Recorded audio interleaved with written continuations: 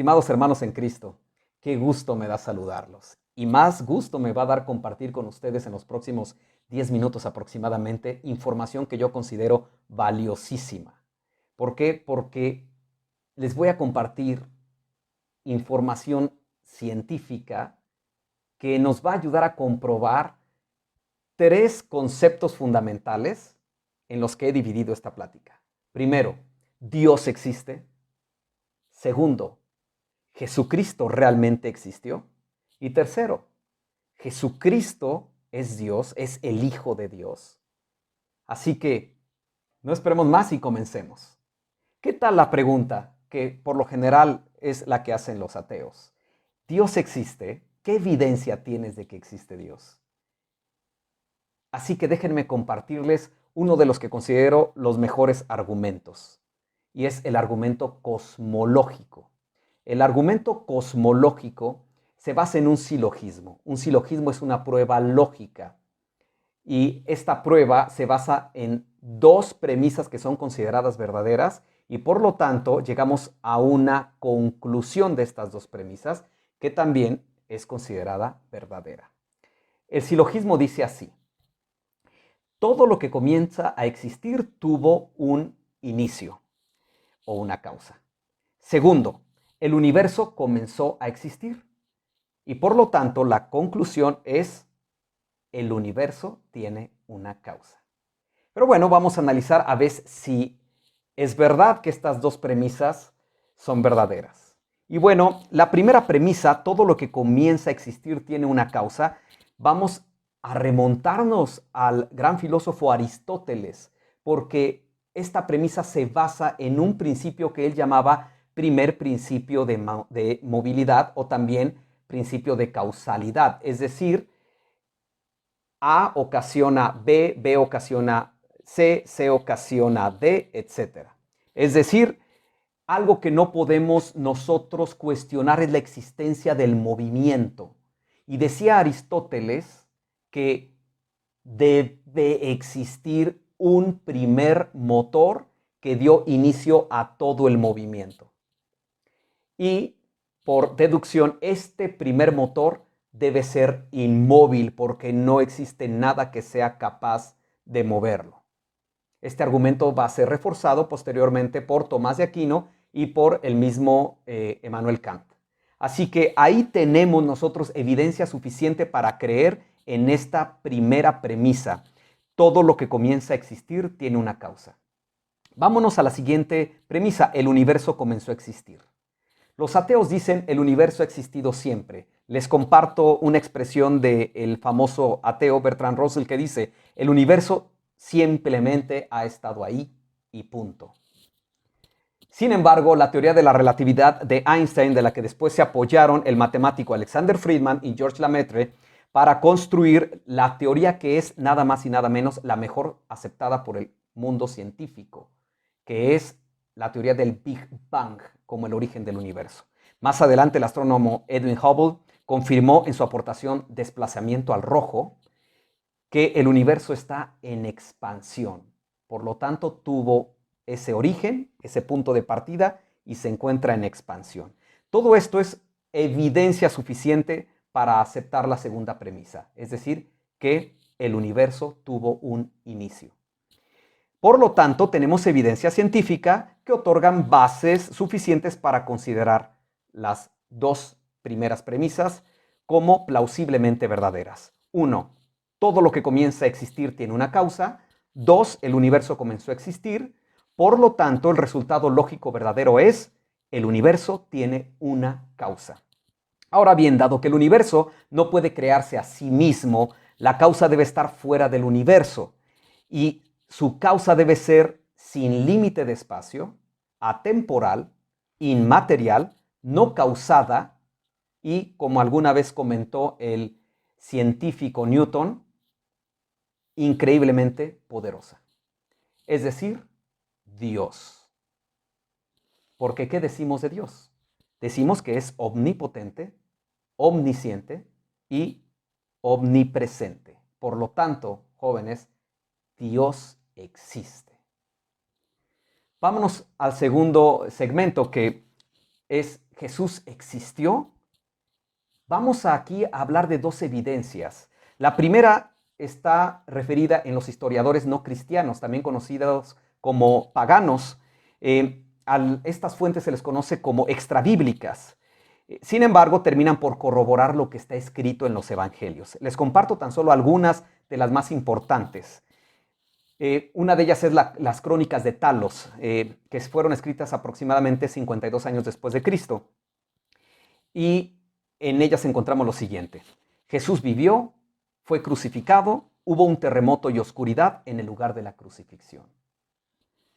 Luego tenemos las crónicas de Mara Gar Serapión, que datan aproximadamente del año 70 después de Cristo. Y en ellas encontramos un fragmento muy interesante que dice así. Jesús era un hombre sabio e influyente que murió por sus creencias. Sus seguidores adoptaron esas creencias y vivieron vidas que lo reflejaban. En sus obras también existen referentes al trato injusto de 3 hombres sabios. Primero, el asesinato de Sócrates. Segundo, la quema de Pitágoras. Y fíjense bien, el tercero, la ejecución del rey sabio de los judíos. Por si fuera poco, vámonos a la evidencia que vamos a encontrar en la hostilidad que podemos encontrar en los recuentos judíos. Porque, bueno, tanta evidencia de difamación corroboran no solo la existencia de Jesucristo, sino su importancia. Tal es el caso del Talmud judío, que data aproximadamente del año 400 después de Cristo, y en él vamos a encontrar el siguiente fragmento. En la víspera de la Pascua colgaron a Yeshu, es decir, Jesús. El pregonero salió 40 días declarando que Yeshu va a ser apedreado por practicar la brujería, por atraer y conducir a Israel por el mal camino. Cualquiera que sepa algo que lo justifique debe presentarse y exculparlo, pero nadie se presentó a justificarle y se le colgó en la víspera de Pascua. ¿Qué les parece? Así que vámonos al último segmento. Jesús es el Hijo de Dios. Jesús es Dios. Déjenme compartirles lo siguiente. Jesús afirmó ser Dios. Vamos a encontrar en Juan capítulo 14, versículos 6 al 9, yo soy el camino, la verdad y la vida. Un poco más adelante, el que me ha visto a mí, ha visto al Padre. Siguiente evidencia. Demostró omnisciencia, es decir, sabiduría total, que todo lo sabe. En Juan capítulo 4, versículo 16 al 30, la luz vino al mundo, fue enviado por Dios y dice las palabras de Dios que le comunica el Espíritu Santo. También demostró omnipresencia. Vamos a encontrar evidencia de esto en Mateo 28, Juan 20 y Lucas 24, porque se presentó varias veces a los discípulos y a María Magdalena después de haber resucitado. Recordemos que omnipresencia significa que puede estar en todos lados. Y también demostró omnipotencia, es decir, que todo lo puede, que no existe nada imposible para él. Esto lo encontramos en Juan capítulo 11, versículo 38 al 44, con la siguiente expresión. Lázaro, sal fuera. ¿De qué estamos hablando? De la resucitación de Lázaro. Y finalmente encontramos evidencia también en Marcos 10, versículo 34, cuando les dice a sus apóstoles que resucitaría el tercer día. Y esto, a mi parecer, es la evidencia más importante, porque de aquí nos vamos a lo siguiente. ¿Jesús resucitó? ¿Realmente resucitó? Y bueno, vamos a encontrar la evidencia histórica, porque les voy a compartir algo, un fragmento de lo que expresa el doctor William Craig, que es muy interesante, porque nos habla de cómo los historiadores estudian el pasado y para dar validez a esto tratan de encontrar evidencias testimoniales y otros remanentes y luego tratan de reconstruir lo que probablemente sucedió basándose en la evidencia. El caso de la resurrección de Jesús debe estudiarse y así se ha estudiado como cualquier otro acontecimiento de la historia, antes de que hubieran cámaras, antes de que hubiera cualquier otro tipo de evidencia. Por ejemplo, hablando de una misma evidencia bíblica, se estudia si Poncio Pilato realmente condenó a Jesús de Nazaret a muerte por medio de la crucifixión. Verdadero. ¿Era Caifás el sumo sacerdote durante la vida de Jesús de Nazaret? Verdadero. Y también podemos encontrar que de esta forma se construye el relato de la historia en otros sucesos que no están relacionados con la existencia de Jesús. Por ejemplo, Julio César regresó de la Galia con el ejército romano para tomar Roma y convertirse en jefe de Estado. ¿Realmente Alejandro Magno mandó a quemar todos sus barcos? Así que si nosotros creemos en estos sucesos históricos de Julio César, del Imperio Romano, de Alejandro Magno, a Jesús se le aplicó el mismo proceso de evidencia histórica. ¿Cuál era? Los testimoniales y cualquier otro tipo de evidencia que le den solidez a esto. Así que todo esto nos lleva a una conclusión.